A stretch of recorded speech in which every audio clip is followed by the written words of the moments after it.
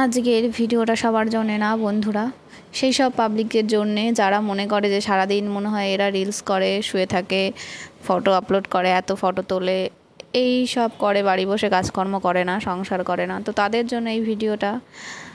আসলে কি বলো তো, সংসারের কাজকর্মের ফাঁকে আমার যেটা ভালো লাগে আমি করি। আমার অবশ্যই রিলস করতে, ফটো তুলতে ভালো লাগে, সাজুগুজু করতে ভালো লাগে, তাই আমি করি ভাই।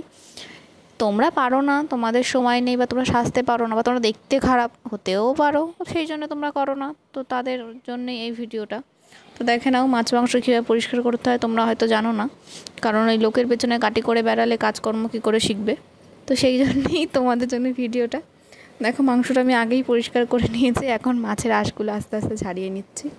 দেখে নাও কিন্তু, হ্যাঁ, কী করে আঁশগুলো ছাড়াতে হয়। যতই হোক, লোকের পেছনে কাঠি করো, তো এগুলো তো একটু শিখতে হবে, বাড়ির কাজকর্ম করতে হবে। আর হ্যাঁ, রিলসটা যদি তুমি যদি না পারো করতে, অবশ্যই আমার কাছে এসো, তোমাদেরকে আমি একদম সুন্দর করে শিখিয়ে দেবো, ঠিক আছে? তো আর বেশি কথা বলবো না, এরপরে এগুলো রান্নাবান্না আছে। হ্যাঁ, এবার মনে হয় যে না, বোধহয় রান্নাবান্না করবে না, এটুকু মনে হয় দেখানোর জন্য ভিডিও করেছে। এবার যার যেরকম মানসিকতা, সে তো সেরকম ভাববেই। যাই হোক, তো তোমরা কেমন আছো আমার বাকি বন্ধুরা, যারা আমাকে ভালোবাসে, অনেক ভালোবাসা দেয়, লাইক কমেন্ট শেয়ার করে আমার ভিডিওগুলো, তাদের উদ্দেশ্য করে বলছি আমি, তোমরা কেমন আছো? আশা করি সবাই ভালো আছো, আর তোমরা খুব ভালো থেকো। তো টাটা, ভালো থেকো সবাই।